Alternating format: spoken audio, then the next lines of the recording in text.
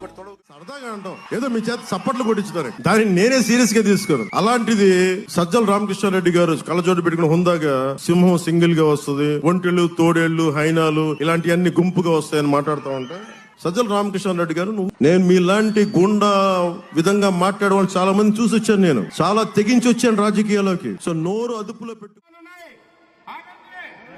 ఆగండి ఆగండి, చెప్పిన దానికైనా ఆగండి, వెనక్కి రండి.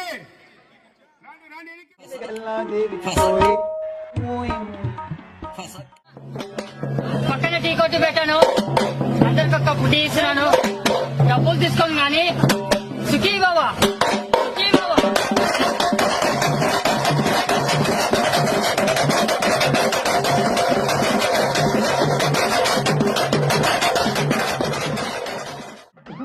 Oh,